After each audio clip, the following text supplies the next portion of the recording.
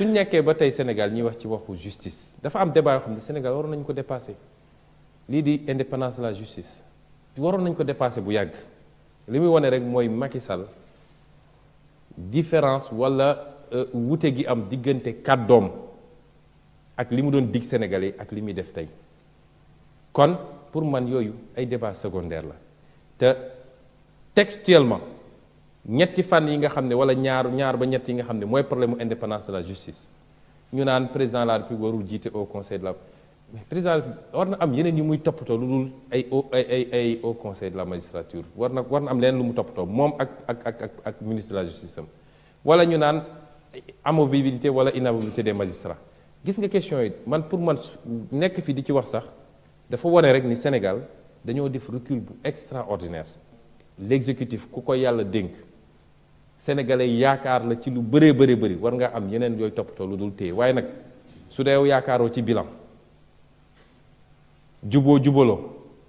yaakaaroo lu dul jël tous les instruments de l'État yemul ci justice administration bi tey ñu ngi koy utiliser à des fins strictement politiciennes diplomatie bi même chose renseignements généraux yi jël renseignements généraux yëpp naan leen seet leen Sonko bis bu ne nga ne ci lool ca booba jamono ña ngay sàcc suñu doom yi fii di leen assassiner di leen violer nga waroon jël les moyens de l'État jëmale ko ci loolu waaye ñàkk fayda ñàkk fulla boo xam ne naan da ngay traquer ay adversaires politiques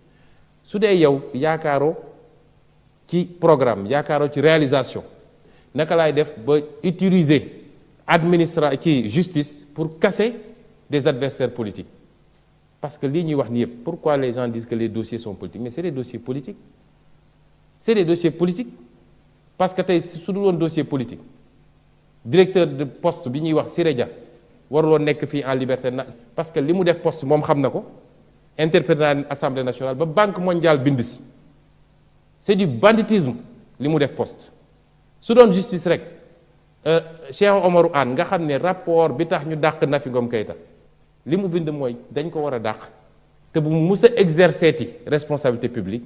ba pare nañ ko traduire devant les juridictions kooku waroon na dem tey Podor dafa organiser meeting bu 200 millions xam nga 300 millions kon loolu mooy problème mu Sénégal mooy politiciens yi ñu am seen xeetu politiciens ñoom te Macky Sall nekk ci moom xalif général ci ni mu koy defee lii muy def njàmbarte amu ci su dee yow administration nga yaakaar ak justice ak pour battre des adversaires politiques bu ñu waxee nga ne lion ki door wala wàcca ca kon problème mu Sénégal yëpp mi ngi foofu tant que nag rasé wuñu loolu keneen ku ñu jël ci système bi ñoom ni ñu mel bu ñu nekkee opposition digee lu ne bu ma ñëwee dinaa def lii ci justice bu ma ñëwee dinaa def lii ci administration bu ñu toogee la ñu nàmpoon la ñuy tariwaat rek kenn mënu ci dara kon problème bi foofu la nekk. Kaymor TV la télé de la commune de Kaymor mooy seen télé bu bees daw leen ngeen ñëw abonné ci seen chaîne YouTube Kaymor TV télé bu ñëw ngir dëggal leen information yi nga xam ne mooy am ci commune bu Kaymor moo xam ñaati village yu nekk ci commune bi ak ñetti village yu nekk ci commune bi daw leen ngeen abonné ci seen chaîne YouTube Kaymor TV